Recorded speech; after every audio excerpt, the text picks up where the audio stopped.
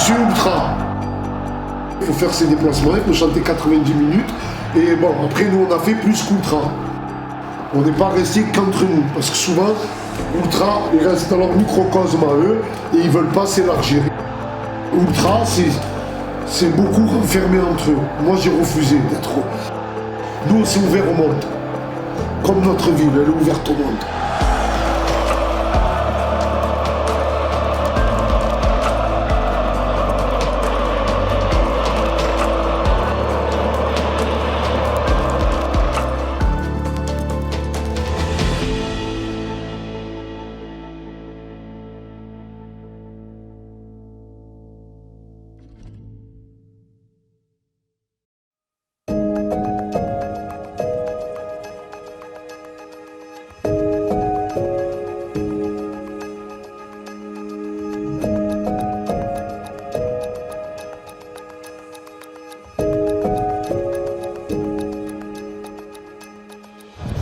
Alors nous c'est les South Winners 1987. C'est un groupe qui a été fondé en 1987. C'est un groupe fondé à Marseille par des Marseillais consécutifs. On est passé partout. Les anciens sont passés par la D2, par la Ligue des Champions. Aujourd'hui on est fort de nos 7200 abonnés. On a 7800 adhérents avec un local, on possède un local de 1200 mètres carrés, 2 cars, un minibus, 3 salariés. C'est une grosse association. À Marseille, il y a 6 groupes. C'est des groupes en général qui ont été fondés soit avant la Ligue des Champions, soit après la Ligue des Champions, mais tout ça sous l'ère de l'ancien président, paix à son âme, Bernard Tapie. C'est une... comment on peut dire ? C'est une chose qui est ancrée dans le stade Vélodrome et dans le club de l'Olympique de Marseille. Ça a toujours existé.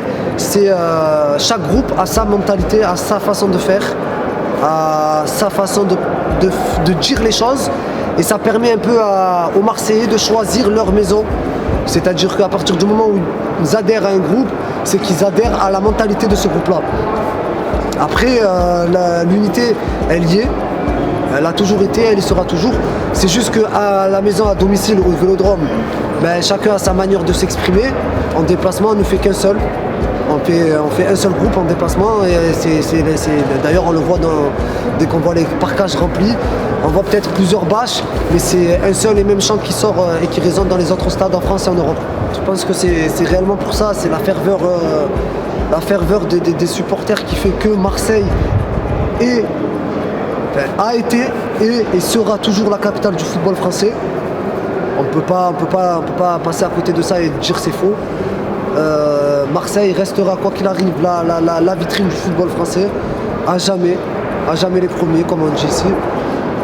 Non, donc c'est ce qui fait ce côté un peu particulier de Marseille, c'est que vraiment les gens peuvent s'adhérer à n'importe quel groupe avec leur propre façon de penser.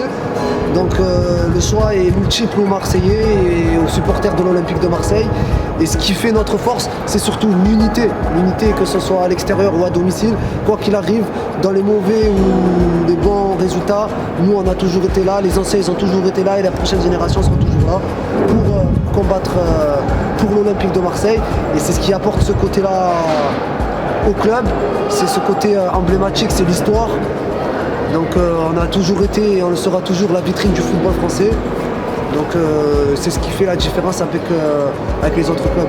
C'est surtout l'histoire de ce club qui fera et qui fait ce qu'on est aujourd'hui et la renommée internationale qu'on a aujourd'hui.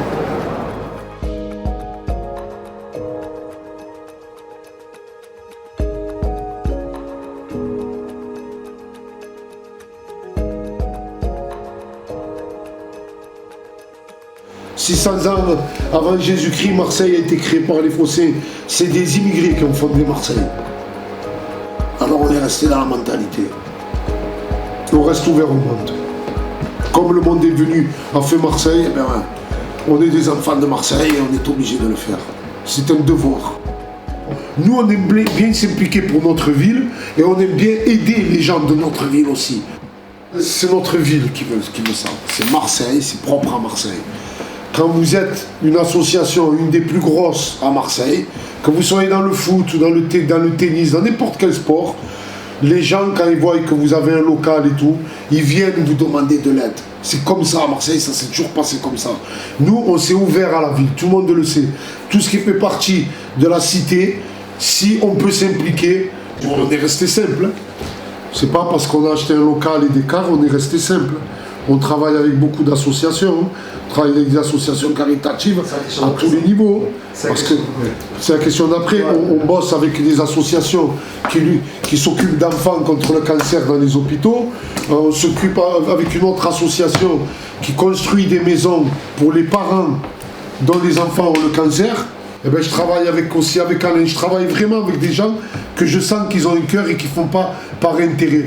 Et j'ai trouvé une multitude d'associations que le département, ils ont laissé tomber alors qu'ils leur donnaient des subventions.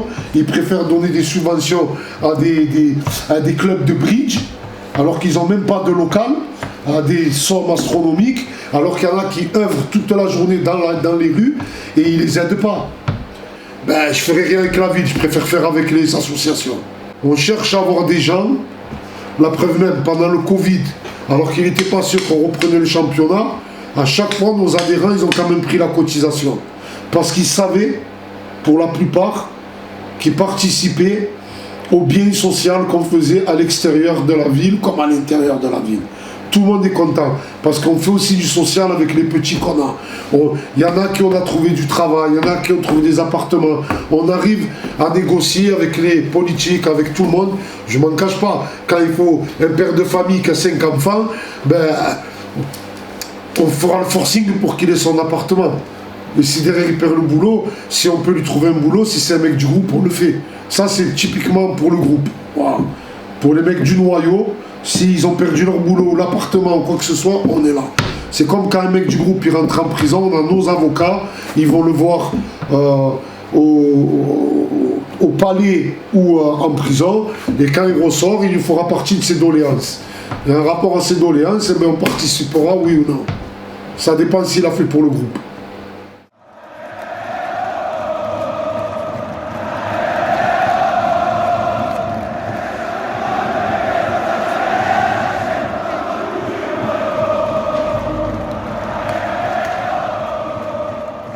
Et dans le supporterisme, la culture déplacement, chanter pendant 90 minutes, à l'époque ça n'existait pas. C'est lui qui l'a instauré quelque part. C'est lui qui s'est battu pour nous faire chanter pendant 90 minutes. C'est lui qui a instauré aussi les déplacements. Et il a réussi à fédérer tout le monde. Il lâchait pas, il nous rendait fous. Tous ceux qui se croyaient forts devant deux pays, ils sont obligés de s'incliner. Il fédérait les gens. Aussi bien dans le groupe qu'autour du stade, dans la ville, voilà. Et quand il n'y avait pas les matchs, ben, il traînait dans la ville et il parlait aux gens, viens au stade, viens au stade. Voilà. Il fédérait beaucoup. C'est normal parce que il a quitté sa famille déjà. Il dormait de temps en temps au stade, chez les collègues, dans la rue. Et il a fait tout ça pour l'OM, par amour pour le club. Je sais que son père, des fois, il le cherchait, il passait chez tout le monde pour savoir où il était. Il le récupérait, il le ramenait, comme ils habitaient à Allo, au début au 3e. Quand ils sont partis à Allo, Depay n'a pas supporté d'être loin du stade, loin de ses collègues. Et il a tout jeté en l'air. Il a vécu dans la rue. Après, il a vécu avec tous les excès. Il a vécu comme tout le monde le sait. Il a vécu comme lui, il a voulu vivre. Depay, j'ai grandi avec lui. Il est arrivé, allez, 6 mois, 1 an après moi. Moi, j'étais chez les Winners. Depay, il est venu chez les Winners. Et il bivouaquait, il se sentait bien avec nous. Et un jour, on l'a mis capot. Chez nous. Le soir de l'AEK Athènes, on jouait contre l'AEK Athènes. C'est là où il a décidé de se mettre torse nu parce que tous les gars de l'AEK Athènes, ils étaient torse nu. Et ça lui est collé à la peau après. N'importe quelle température, qu'il neige, qu'il pleuve, il se mettait torse nu. Bon, quand il faisait vraiment froid, il le payait derrière. Et souvent, je lui criais dessus parce que je voulais pas qu'il nous quitte. Et bon, après, il nous a quittés autrement. Et après, il a quitté la vie autrement aussi. Voilà. Il a donné une culture déjà au virage sud. qui est resté imprégné. Maintenant qu'ils le chantent, qu'ils font des chants à leur honneur, les jeunes qui viennent et tout, ils entendent parler de lui et ils veulent chanter en son honneur parce qu'il y a un virage, il y a une histoire derrière lui. Et elle est forte cette image, attention, parce qu'il a quand même fait énormément pour le groupe. Pour son groupe après et surtout pour l'OM. Voilà. Et ça, personne ne peut lui enlever. Il le méritait. C'était un homme au grand cœur. Voilà. C'était l'abbé Pierre du stade de paix. Voilà.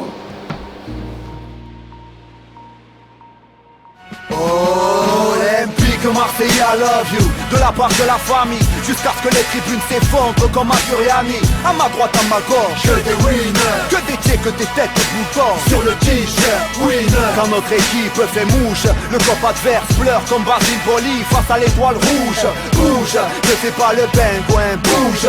Dans le virage, même les lahnouches sont pleins de joints. Fais la bise aux winners, fais la bise au MTP, car tout se repose sur les fondations de DB. Les buts de JPP, la puissance de Moser, les tacles de Gineco, la foi des supporters. Oh là, je veux voir toutes ces écharpes en l'air. Oh là, faites-moi vibrer, j'en ai besoin frère. C'est l'hystérie collective, bon sang. Et quand Mandanda nous fait un arrêt monstre, tu entends. On a mis ce carton, c'était à l'époque où ils allaient casser le stade.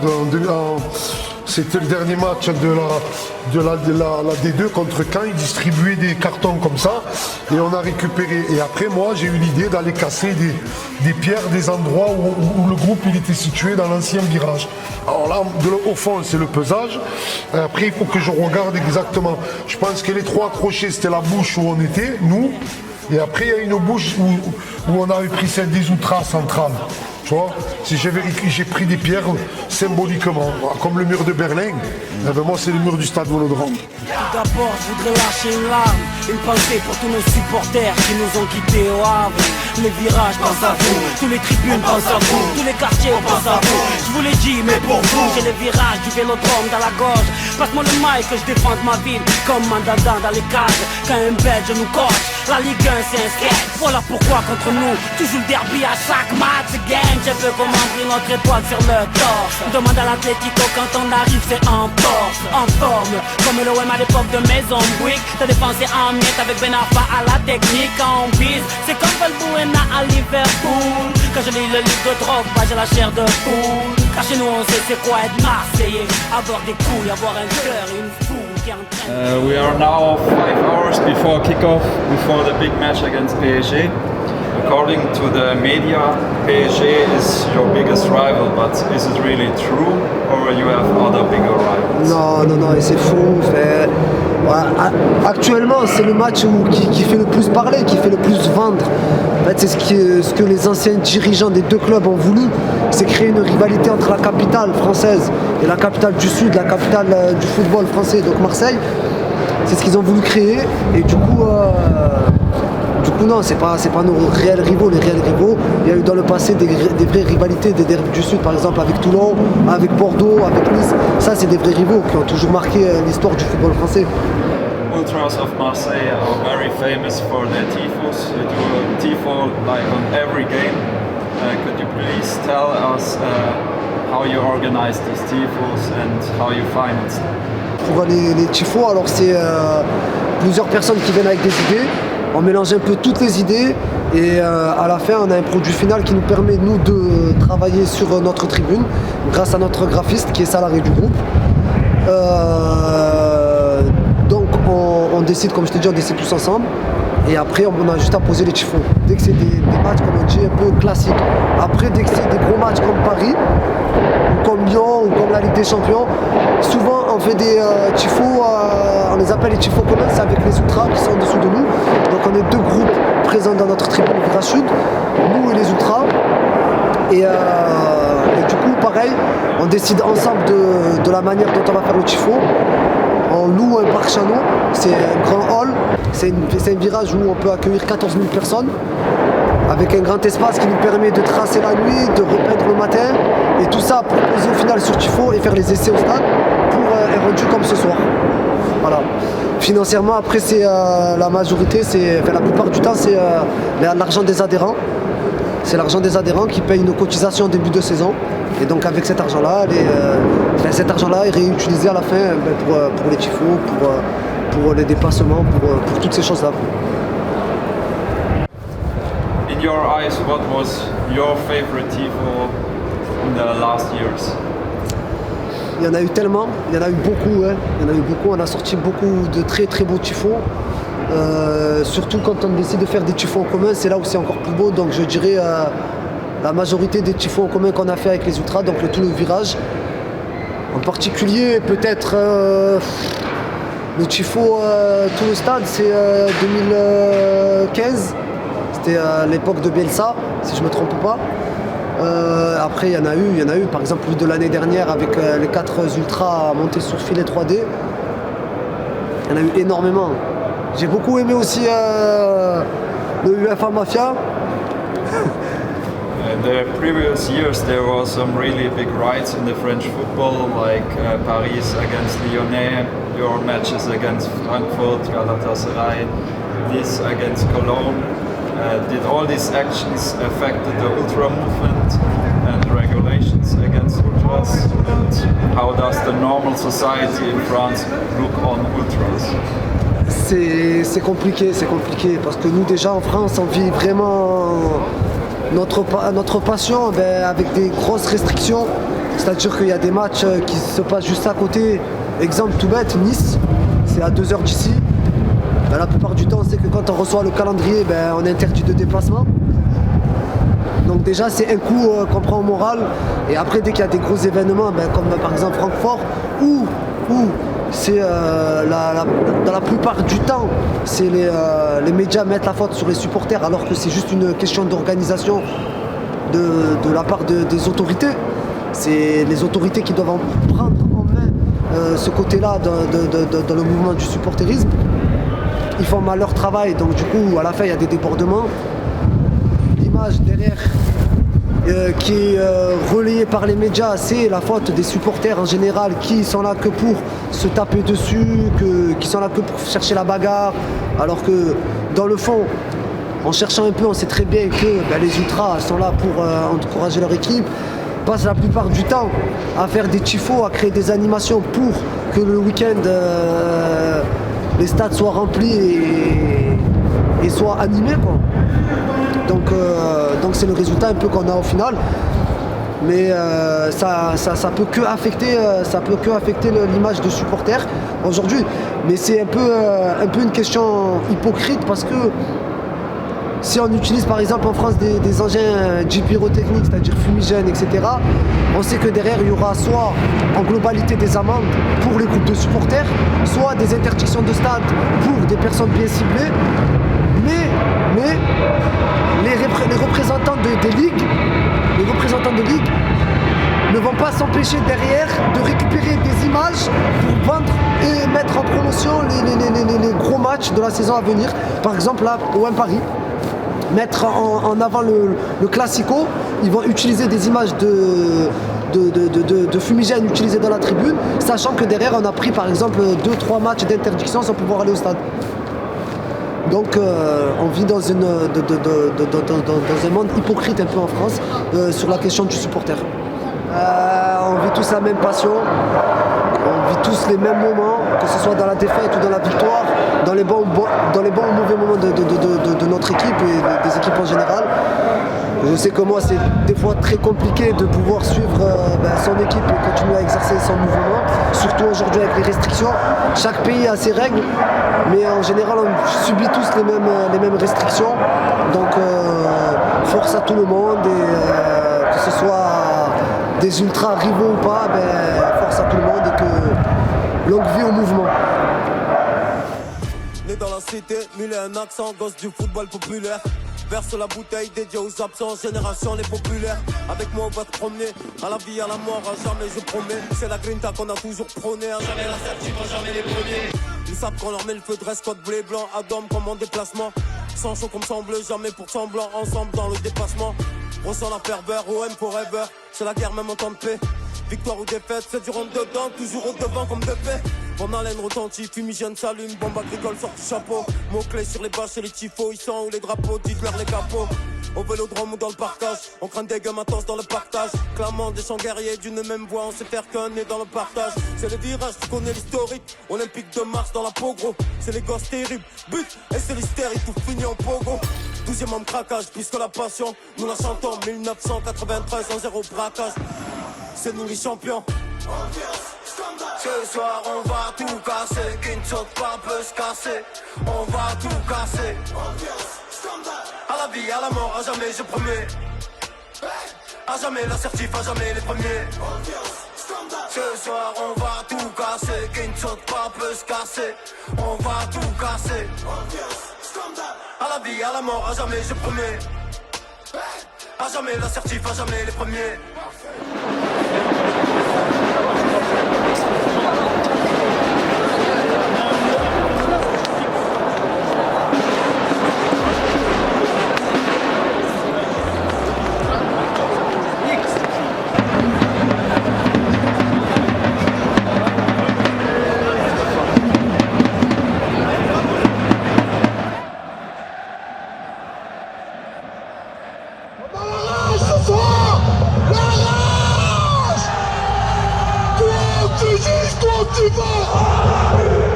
Quand tu dis, quand tu vas